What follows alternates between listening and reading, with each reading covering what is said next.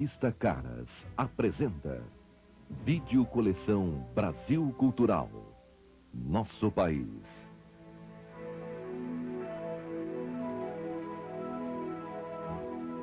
Volume 1, Nordeste. Volume 2, Sudeste. Volume 3, Sul. Volume 4, Centro-Oeste. Volume 5, Norte, Amazônia. Volume 6, Brasil Geral. Um oferecimento.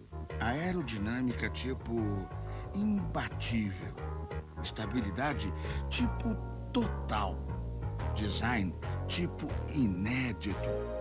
Espaço interno tipo incrível.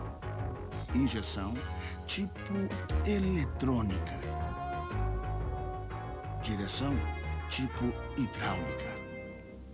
Fiat tipo, um carro tipo nenhum outro. Agora você vai ver uma televisão que é mais do que som e imagem.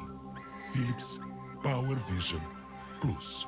Essa televisão deixa mensagens na tela e avisa: está na hora de você trocar a sua televisão.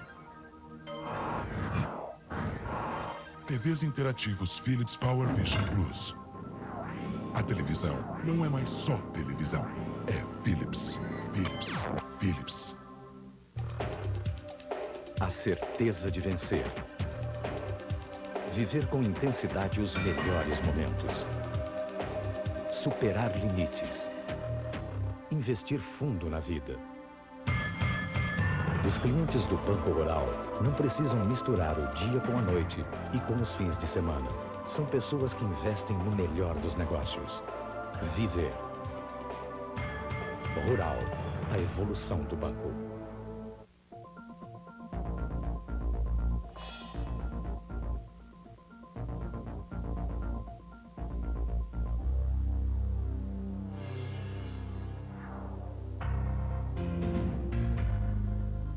São Paulo, o motor do desenvolvimento brasileiro.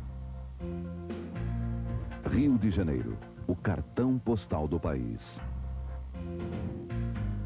Belo Horizonte, a capital do ferro e do aço. Vitória, o maior porto de minério do Brasil.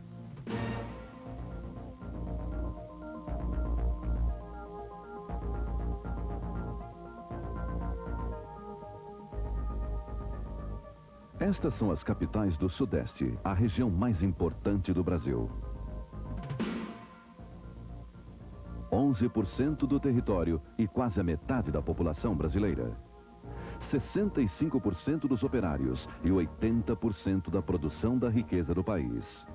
Sinônimo de progresso e desenvolvimento, aqui brotaram o ouro, o ferro, o café e o petróleo.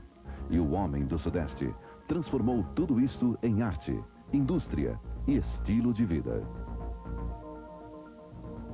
4 estados integram a região Sudeste: Minas Gerais, Espírito Santo, Rio de Janeiro e São Paulo. No processo acelerado de desenvolvimento, a floresta tropical que cobria todo o litoral do Sudeste foi quase totalmente devastada. Hoje restam poucas áreas de Mata Atlântica. Da planície costeira para o interior, encontram-se a Serra do Mar e a Serra da Mantiqueira. Uma região recortada por vales e rios e que cria uma paisagem única. A beleza do mar e da montanha, tão próximos.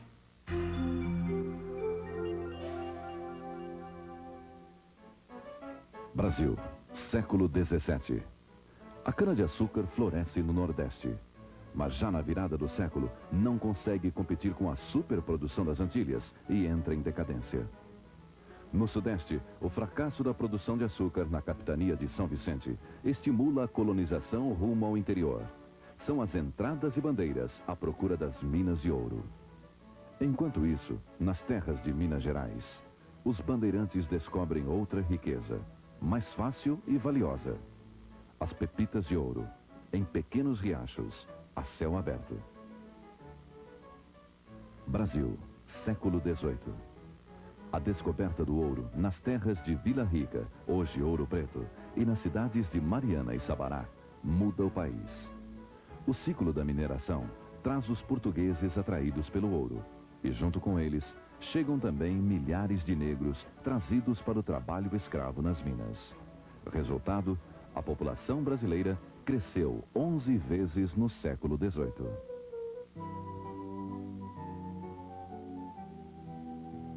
A mineração do ouro dá o tom e a cor da arquitetura mineira. A arte, aliada à forte religiosidade dos portugueses, se expande pela colônia. Os canteiros de obras passam a ser verdadeiras escolas para arquitetos, entalhadores e escultores. Todas as cidades históricas têm a mesma identidade gerada pela riqueza do ouro. Mariana, Sabará, Ouro Preto, Congonhas, São João del Rei, Tiradentes, Diamantina. Minas Gerais está impregnada de arte e história. A sofisticada construção na época do Brasil colonial, financiada pelo ouro, criou na região o maior conjunto arquitetônico barroco do país. A preservação das cidades históricas faz parecer que o tempo parou frente às maravilhas barrocas. Ouro Preto, por exemplo, é um retrato vivo do Brasil colonial. Considerada pela Unesco Patrimônio Cultural da Humanidade desde 1980, Ouro Preto respira arte e cultura. Entre suas ladeiras íngremes, casarios, igrejas e museus, a cidade conserva um dos maiores acervos de arte colonial do país. Neste cenário surge o maior artista do Brasil colonial, Antônio Francisco Lisboa, o Aleijadinho. Filho bastardo de um arquiteto português com uma escrava, Aleijadinho nasceu e viveu em Vila Rica, hoje Ouro Preto, na época em que o ouro era abundante. Foi Vila Rica o palco da genialidade do escultor mulato com o corpo deformado. Arquiteto de muitas igrejas, Aleijadinho esculpiu em madeira e pedra-sabão. Através dos tempos, as obras dele se espalharam pelas cidades históricas. A mais importante é a Igreja de São Francisco de Assis, em Ouro Preto, um projeto em que Aleijadinho foi o arquiteto e o escultor.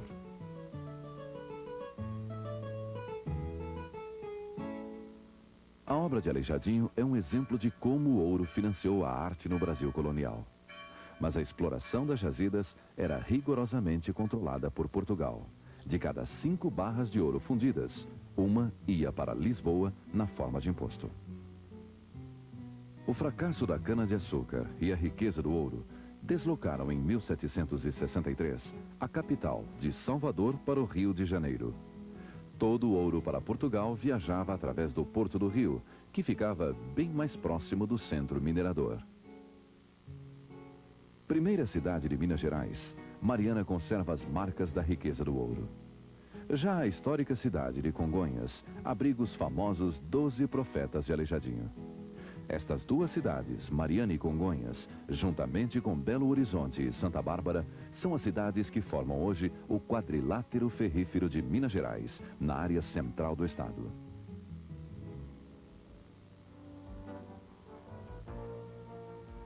Terceira maior metrópole brasileira, Belo Horizonte foi a primeira cidade do país projetada para ser capital. E hoje é a capital do aço e um dos maiores centros brasileiros de moda. E se Minas foi o auge da arte barroca no Brasil, Belo Horizonte é um dos marcos da moderna arquitetura brasileira. O conjunto da Pampulha, idealizado por Juscelino Kubitschek no início dos anos 40, reuniu grandes artistas.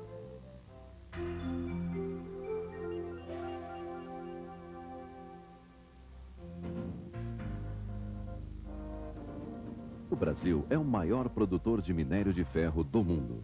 É aqui, no quadrilátero ferrífero de Minas Gerais, que estão concentradas as maiores jazidas de ferro do Brasil, além de outros minérios.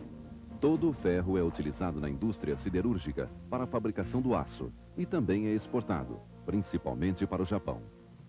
Através da estrada de ferro Vitória-Minas, viaja o ferro das jazidas de Minas Gerais para os portos de exportação do Espírito Santo.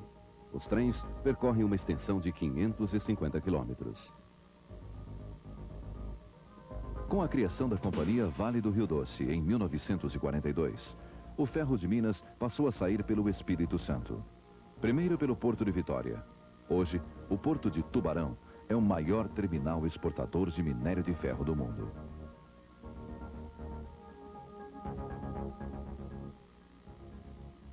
O litoral do Espírito Santo é considerado uma imensa praia de 300 quilômetros.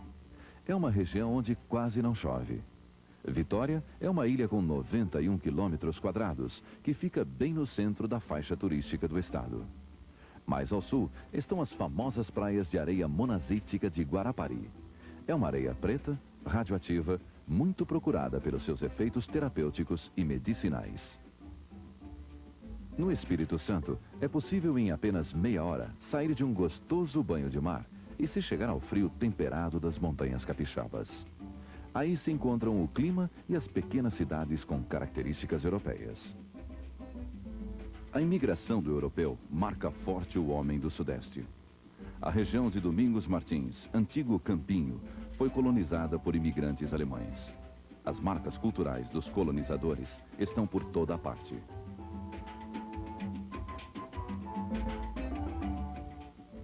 Já Santa Teresa, incrustada nas montanhas capixabas, foi colonizada pelos italianos. Fica aqui o maior centro ecológico do estado, o Paraíso dos Beija-Flores. Criação do naturalista Augusto Husky, o Museu Melo Leitão tem várias reservas biológicas, onde vivem mais de 3.000 espécies de colibris, todas já estudadas e catalogadas. É a maior coleção viva do mundo.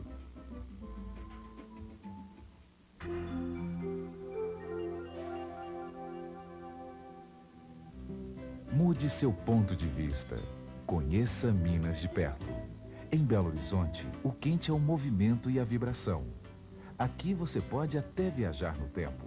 Basta conhecer as cidades históricas e suas ruas, monumentos, igrejas, pontes e casarões. Vá mais fundo. Mergulhe nas águas das estâncias hidrominerais, nas piscinas, duchas, banhos de imersão ou de lama. Nas Gerais, você pode respirar o ar puro de verdadeiras reservas de vida. Por onde você for, é possível sentir o sabor dos pratos deliciosamente típicos e apreciar a originalidade do artesanato. Minas é assim. Passado, presente e futuro se intercalam. Embarque nessa viagem. Aqui, a tranquilidade ainda existe. Aerodinâmica tipo imbatível. Estabilidade tipo total. Design tipo inédito. Espaço interno tipo incrível. Injeção tipo eletrônica. Direção tipo hidráulica. Fiat tipo, um carro tipo nenhum outro. Agora você vai ver uma televisão que é mais do que som e imagem. Philips Power Vision Plus. Essa televisão deixa mensagens na tela e avisa: está na hora de você trocar a sua televisão. TVs interativos Philips Power Vision Plus. A televisão não é mais só televisão, é Philips. Philips. Philips.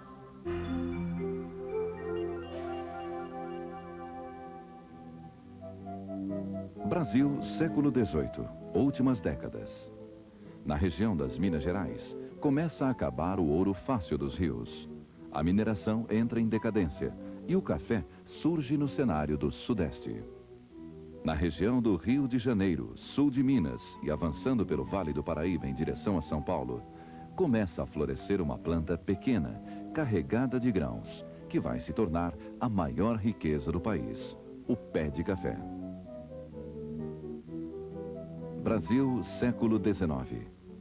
O crescimento da pequena plantinha do café, que tinha chegado ao Brasil em 1727, vindo da Guiana Francesa, explode no Sudeste. O café assume a liderança da economia brasileira e vira a marca registrada do país no exterior. O Brasil torna-se o maior produtor do mundo.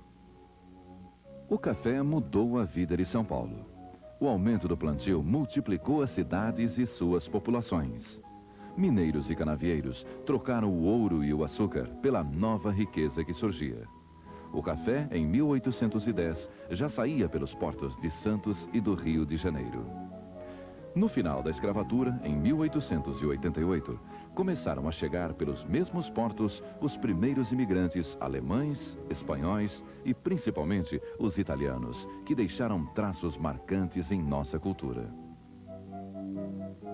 O café foi o responsável pela formação de uma nova aristocracia rural, a dos grandes fazendeiros. O antigo senhor de engenho teve que repartir seus poderes com os chamados barões do café, cujos palacetes ocuparam a Avenida Paulista. Hoje, a centenária Avenida Paulista, construída de concreto, ferro e vidro, com o dinheiro dos bancos e das indústrias, mal se recorda dos antigos moradores. Em apenas 2 de seus prédios, o da Federação das Indústrias de São Paulo e da Federação do Comércio do Estado, concentram-se cerca de 40% do produto interno bruto do país. O MASP, Museu de Arte de São Paulo, com um acervo avaliado em 20 milhões de dólares, divide o metro quadrado mais caro do país. Dos tempos do café, o Espigão da Paulista guarda apenas alguns casarões e a marca do centro do poder.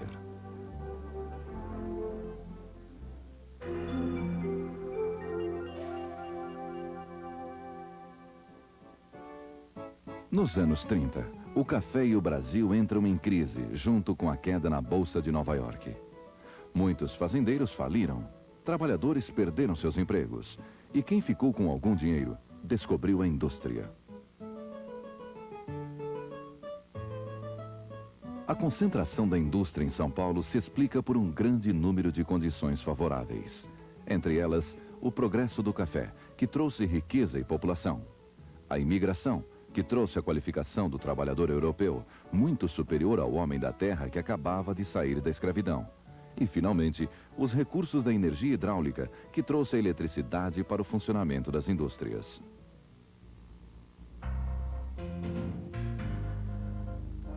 Na década de 50, as fábricas crescem e se espalham apoiadas na antiga rede de transporte do café. A construção de hidrelétricas permitiu um novo surto de expansão, com destaque para a indústria metalúrgica e automobilística. Os primeiros automóveis chegavam em partes da Europa e Estados Unidos, e aqui eram montados. A partir dos anos 70, as filiais brasileiras de montadoras começaram a desenhar ou adaptar os novos modelos às condições de clima e da precariedade das rodovias brasileiras. O crescimento das montadoras impôs uma especialização e uma competência técnica em todas as áreas de produção.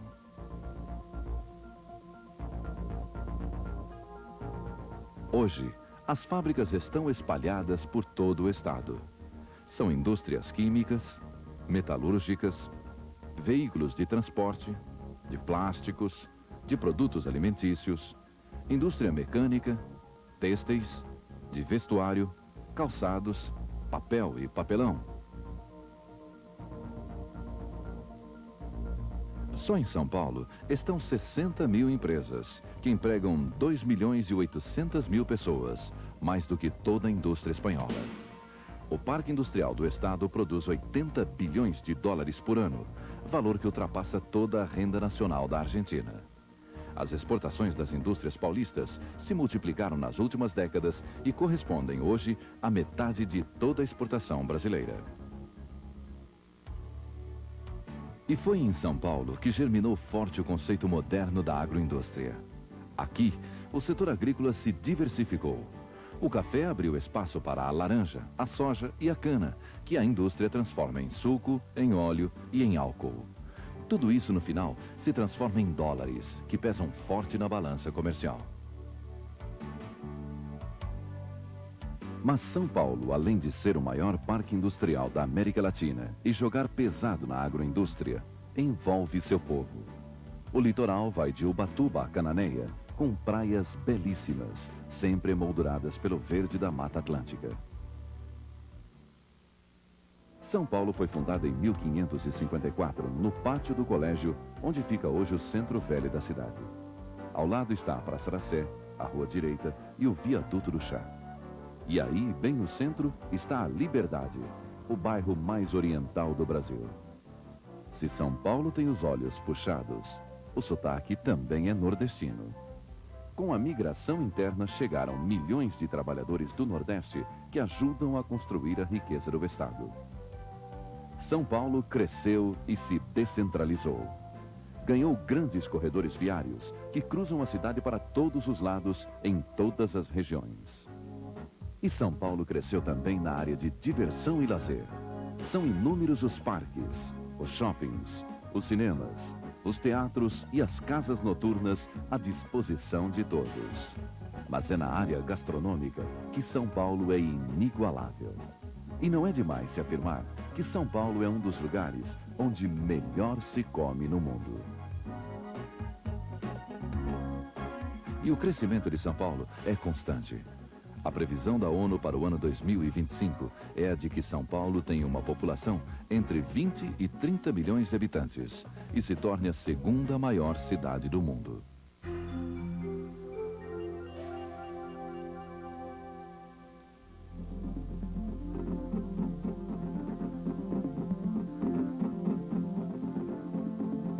É no litoral norte do Rio de Janeiro que há milhões de anos adormece no fundo do mar o petróleo da Bacia de Campos. Descoberto em 1973, no ano seguinte o petróleo já era explorado. A plataforma continental da Bacia de Campos ocupa uma área de 100 mil quilômetros quadrados, onde estão 22 poços de exploração de óleo e gás. É a bacia brasileira que possui a maior reserva de petróleo. Daqui são extraídos mais de 60% do petróleo nacional.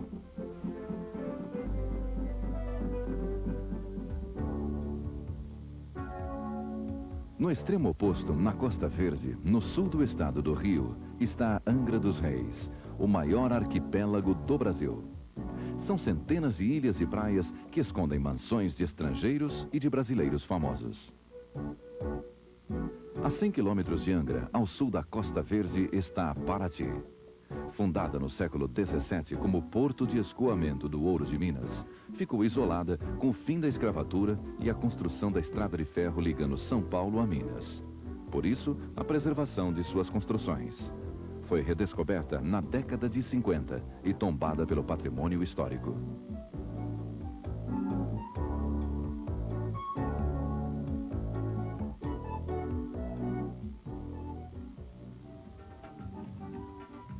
Mas é aqui o grande cartão postal do Brasil. Rio de Janeiro. Cercada pela beleza natural, em qualquer ângulo se vê uma paisagem singular. O Pão de Açúcar, símbolo do Rio, fica logo na entrada da Baía da Guanabara. Subir ao topo do morro de bondinho é uma aventura que se repete desde 1912 e hoje todo o sistema de controle é eletrônico. O Morro do Corcovado domina uma das paisagens mais lindas do Rio de Janeiro. A estátua do Cristo Redentor, que abençoa a cidade todos os dias, tem 38 metros de altura. E a cidade se estende para todos os lados. A ponte Rio-Niterói é uma das principais obras da engenharia brasileira. É a ponte mais extensa do mundo sobre o mar, com quase 14 quilômetros, ligando o sul ao nordeste do país. Mas são as praias do Rio de Janeiro que encantam os turistas nos seus 90 quilômetros a leste e a oeste da Baía de Guanabara.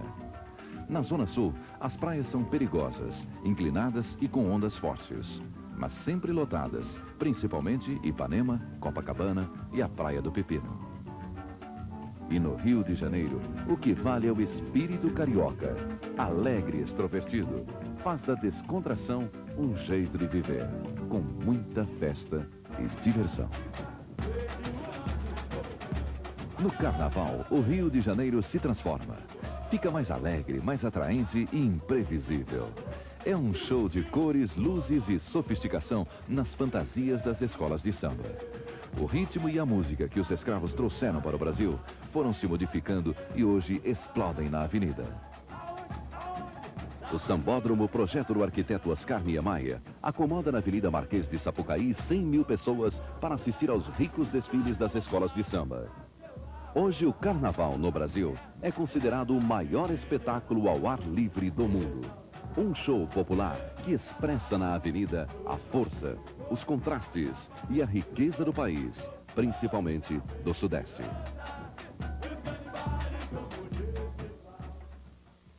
Sudeste em números. Sudeste, 4 estados. Área de 924.935 quilômetros quadrados. 11% do território brasileiro.